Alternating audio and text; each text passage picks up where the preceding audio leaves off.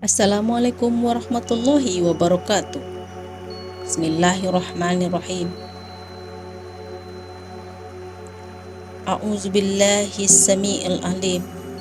A'udzubillahi minasyaitonirrajim.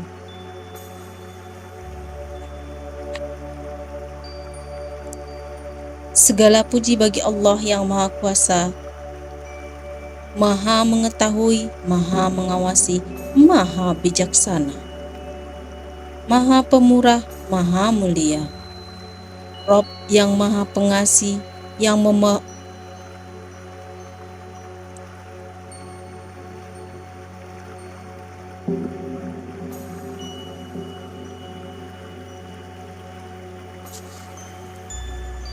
Amma ba'du.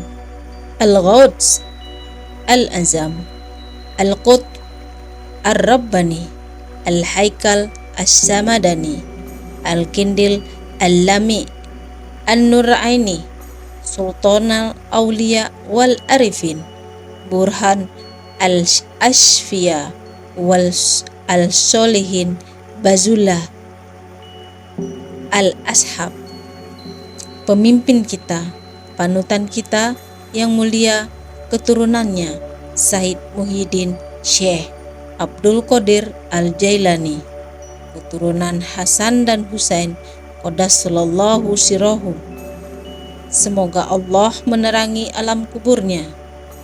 Beliau adalah Sayyid Syekh Abdul Qadir Al-Jailani Ibn Imam Sayyid Abi Salih Jangki Dausat Ibn Al-Imam Sayyid Abdillah Ibn Al-Imam Sayyid Yahya Az-Zahid Ibn Al-Imam Sayyid Muhammad Ibn Al-Imam Sayyid Daud Ibn Al-Imam Sayyid Musa Ibn Al-Imam Sayyid Abdullah Abu Al-Makarim Ibn Al-Imam Sayyid Musa Al-Jun radhiyallahu an Ibn Al-Imam Sayyid Abdillah Al-Kamil Al-Mahdi radhiyallahu an Ibn Al-Imam Sayyid Al-Hasan Al-Musanna radhiyallahu an Ibn Al-Imam Sayyid Al-Hasan As-Sibiti radhiyallahu an.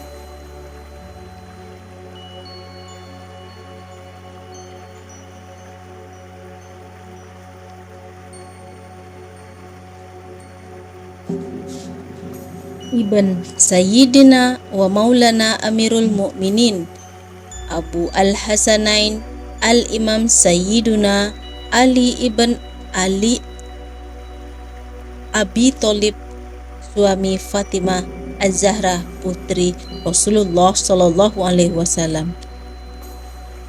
Imam Asy-Syakawi menyebutkan nasab Syekh Abdul Qadir Al-Jailani ini di dalam karyanya Natijatu At-Tahqiq. Disebutkan pula oleh Al-Hafiz Syamsuddin Az-Zahabi dalam karyanya At-Thariq Al-Kabir li Jami' Al-A'yan. Demikian juga cucu Ibnu Al-Jauzi menyebutkan dalam karyanya Mira' Az-Zaman. Nuruddin Asy-Syatnubi dalam karyanya Al-Bahjah. Ibnu Hajar Al-Asqalani dalam Al-Ghibtah, Al-Ghibtah, dan ulama lainnya. Adapun nasab itu dari Maulana Al-Ghaus Al-Azam Al-Sayyid Asy-Syaikh Syekh Muhyiddin Abdul Qadir Al-Jailani adalah Sayyid Syekh Muhyiddin Abdul Qadir Al-Jailani Qaddasallahu sirahu An-Nur Aini Ibn Sayyidah Umi Al-Khair Amatil Jabar Fatimah radhiyallahu an binti Sayyidah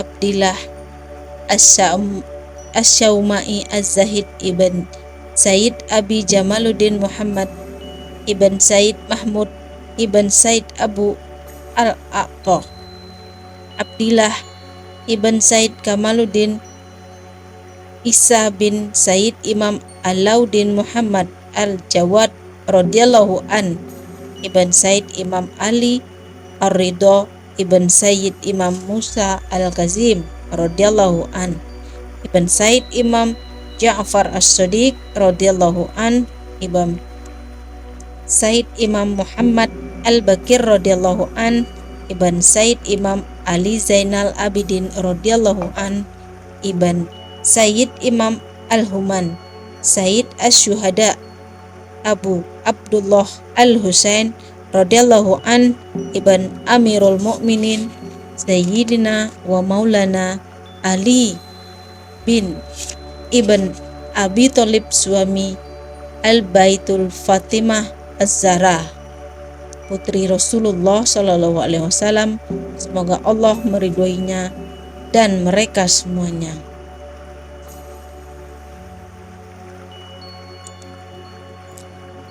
Ketika ilmu merupakan kemuliaan terluhur, martabat terhormat, kebanggaan tertinggi, dan faedah yang paling menguntungkan, karena dengannya tauhid sempurna kepada Rabb alam semesta dapat tercapai, dan pembenaran para nabi dan para rasulnya. Semoga Allah merahmati mereka semuanya. Maka ulama menjadi hamba Allah yang khawas.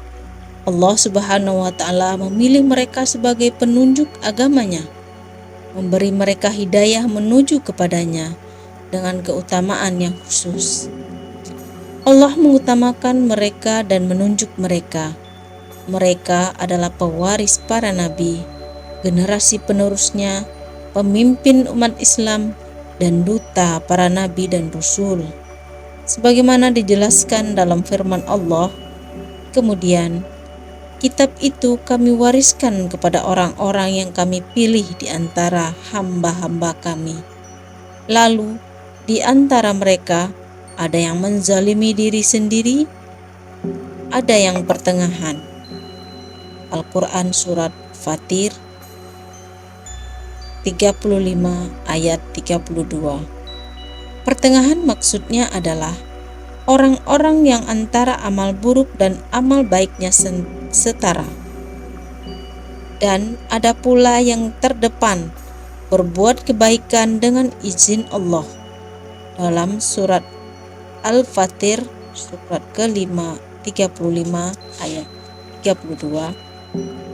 Sebagaimana Nabi Muhammad SAW juga bersabda, ulama adalah pewaris para nabi karena ilmunya. Penduduk langit mencintai mereka, dan ikan-ikan paus di laut senantiasa memohonkan ampun untuk mereka hingga hari kiamat kelak. Allah Subhanahu wa Ta'ala berfirman, di antara hamba-hamba Allah yang takut kepadanya hanyalah para ulama. Dalam surat Al-Fatir ayat 28.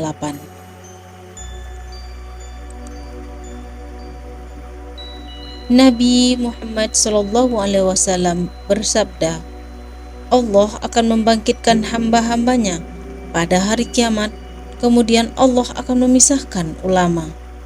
Lalu Allah berfirman, wahai para ulama, aku tidak menitipkan ilmuku pada kalian, melainkan karena aku tahu akan kalian.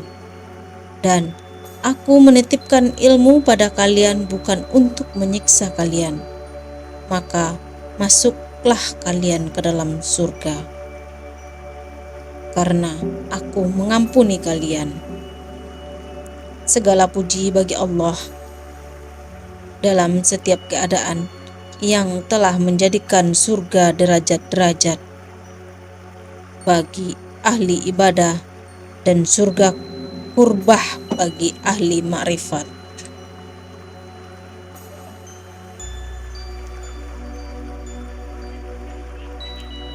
Surga derajat adalah surga yang digambarkan dengan berbagai kenikmatan fisik, seperti bidadari, susu, madu, dan berbagai makanan lain. Sedangkan surga ahli makrifat adalah An-Nazrah, yaitu melihat Allah Subhanahu wa Ta'ala. Masya Allah.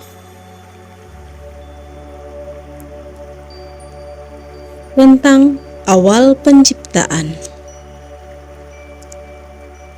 Ketahuilah, semoga Allah Subhanahu wa Ta'ala memberimu taufik pada apa yang Dia cintai dan diridhoinya.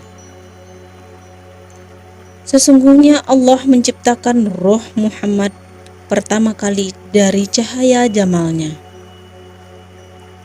Sebagaimana firman Allah dalam hadis qudsi, Aku ciptakan roh Muhammad pertama kali dari cahaya wajahku.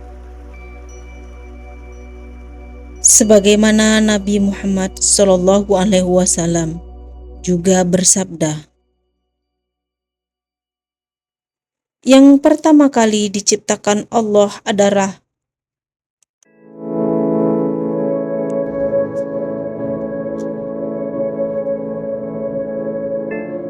Nabi Muhammad SAW juga bersabda, yang pertama diciptakan Allah adalah rohku.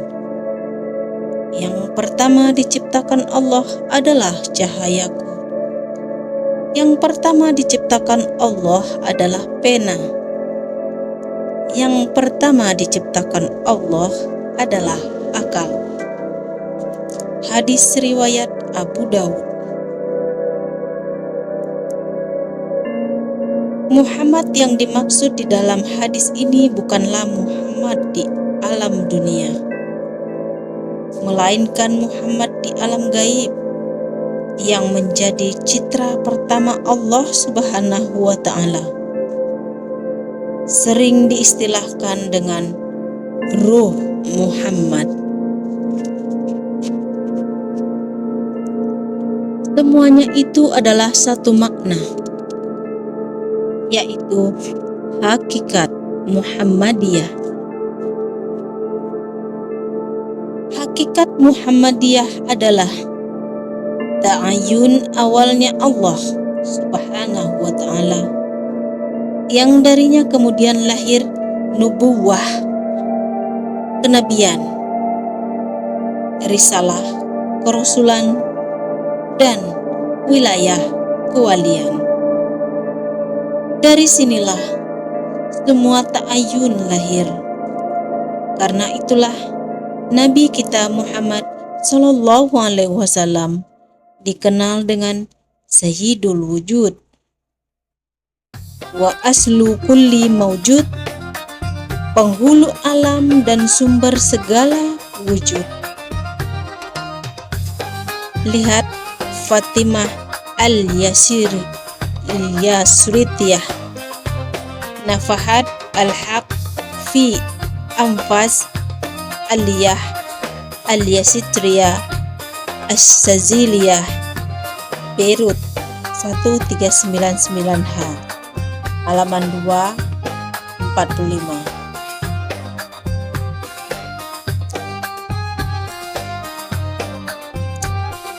Tapi kemudian disebut cahaya Nur Muhammad karena bersih dari segala kegelapan yang menghalangi Jalalullah.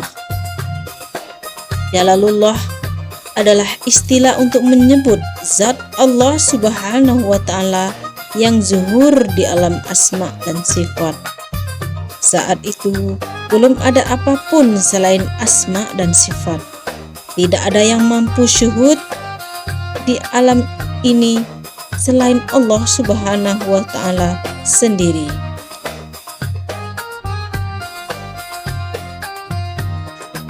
Sebagaimana firman Allah, sesungguhnya telah datang kepadamu cahaya dari Allah dan kitab yang menjelaskan. Al-Maidah ayat 15.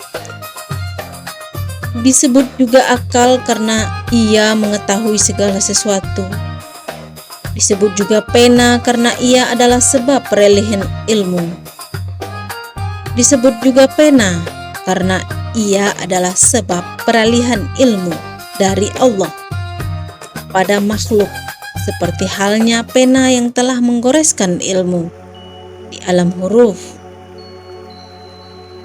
ilmu dunia keilmuan. Maka Roh Muhammad adalah inti alam semesta. Sebagai makhluk yang pertama kali ada sekaligus pokoknya.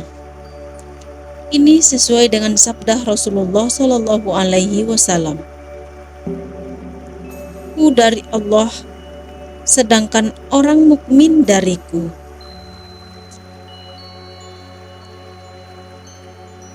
Allah Subhanahu wa Ta'ala menciptakan semua roh makhluk dari ruh Muhammad Sallallahu Alaihi Wasallam di alam lahud dalam bentuk terbaik dan hakiki. Maka Roh Muhammad adalah nama bagi keseluruhan roh manusia di alam lahud. Maka dalam hal ini alam lahud adalah al-watan al-asli atau disebut negeri asal. Dalam tasawuf Jawa dikembangkan oleh Wali Songo diistilahkan dengan omah keprabon. Setelah masa 4000 tahun di sisi Allah Subhanahu wa Ta'ala, dari penciptaan Roh Muhammad berlalu, Allah Subhanahu wa Ta'ala menciptakan Arash dari cahaya Roh Muhammad. Dan dari cahaya itu pula makhluk-makhluk lainnya diciptakan. Selanjutnya, roh-roh tersebut dikembalikan ke alam yang paling rendah, yaitu alam fisik. Sebagaimana firman Allah Subhanahu wa Ta'ala dalam surat At-Tin ayat 5. Kemudian kami kembalikan dia ke alam yang serendah-rendahnya. Maksudnya, Allah Subhanahu wa Ta'ala menurunkan roh pertama kali dari alam lahud ke alam jabarut.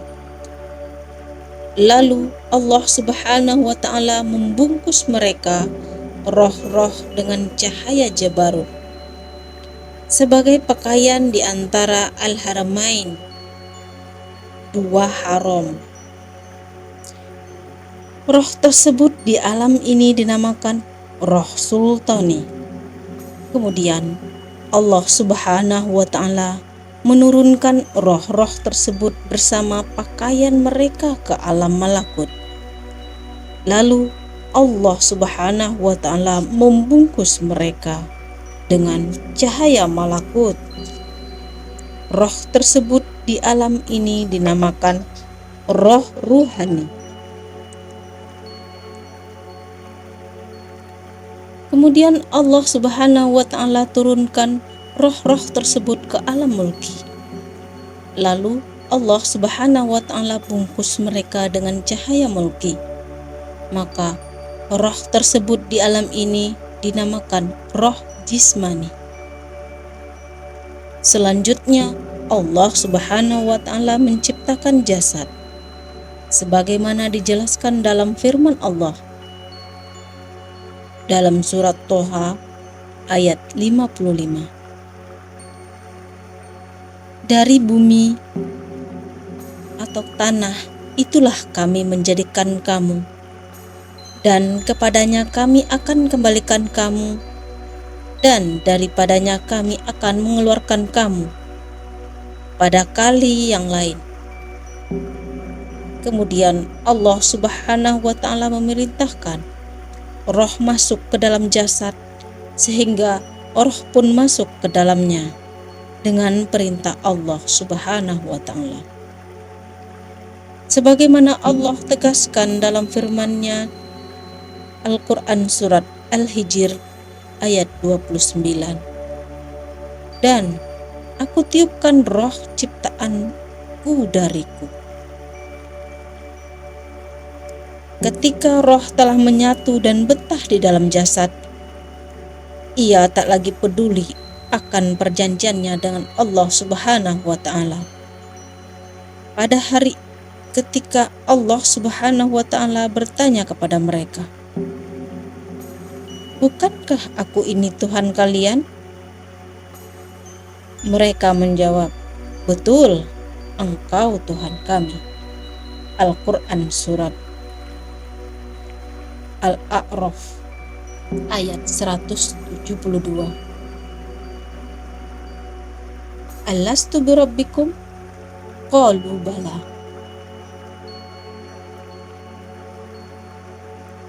Akibatnya, roh tidak mau kembali ke negeri asal, alam lahut. Maka Allah yang Maha Penolong mengasihi mereka, roh-roh tersebut, dengan menurunkan kitab-kitab samawi yang mengingatkan mereka pada negeri asal. Sebagaimana firman Allah dalam surat Ibrahim ayat 5. "Dan ingatkanlah mereka pada hari-hari Allah." Maksud hari-hari Allah adalah hari-hari keterhubungan atau biasa disebut wisal Allah Subhanahu wa Ta'ala dengan seluruh roh pada masa terdahulu. Pada dasarnya, para nabi berkali-kali datang ke dunia kemudian kembali ke akhirat adalah untuk mengingatkan hal tersebut, yaitu negeri asal. Namun, sedikit sekali dari manusia yang kemudian ingat kembali dan rindu pada negeri asal. Sedikit pula dari mereka yang bisa sampai wusul ke negeri asal. Hingga nubuwah kenabian memenuhi roh-roh mulia Nabi Muhammad SAW, penutup risalah dan pemberi petunjuk dari ketersesatan. Kemudian Allah Subhanahu wa Ta'ala mengutus Nabi Muhammad SAW pada manusia-manusia yang lalai itu untuk beliau singkap basiroh mereka dari kelalaian yang lelap. Maka Nabi Muhammad SAW mengajak mereka pada Allah Subhanahu wa Ta'ala, wusul kepadanya dan bisa bertemu dengan Jamalullah. Sebagaimana firman-Nya, "Katakanlah Muhammad, inilah jalanku. Aku dan orang-orang yang mengikutiku mengajak kamu kepada Allah dengan basiroh, yakin." Al-Quran Surat Yusuf ayat 108. Jamalullah adalah Allah Subhanahu wa Ta'ala di alam asma dan sifat. Nabi Muhammad SAW juga bersabda, "Sahabat-sahabatku itu laksana bintang gemintang. Kepada siapa saja kalian mengikuti mereka, pasti akan mendapat petunjuk." Basiroh yang dimaksud di atas adalah inti roh, ain ar-ruh. Bagi para wali, basiroh ini adalah fuad mereka. Basiroh ini tidak akan terbuka hanya dengan ilmu lahiriah, tapi harus dengan ilmu batin yang langsung dari Allah, yang biasa disebut ilmu laduni.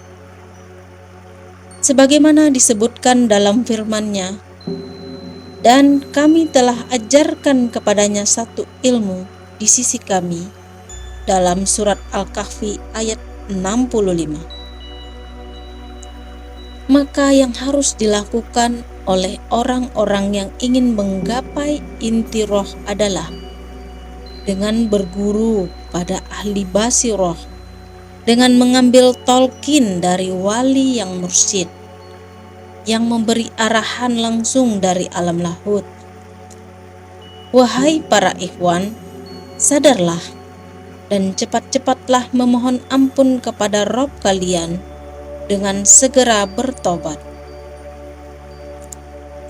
Menurut Al-Hakim At-Tirmizi, fuad adanya di dalam kalbu.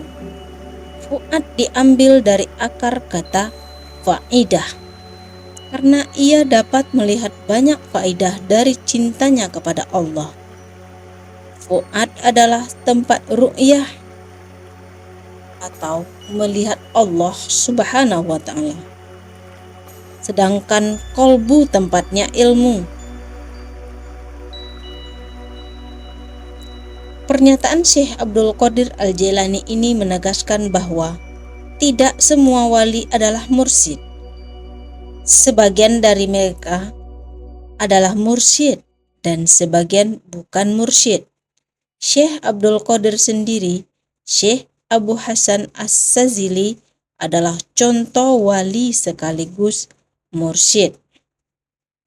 Ikhwan adalah sebutan yang lazim dialamatkan kepada sesama muslim dalam tarekat.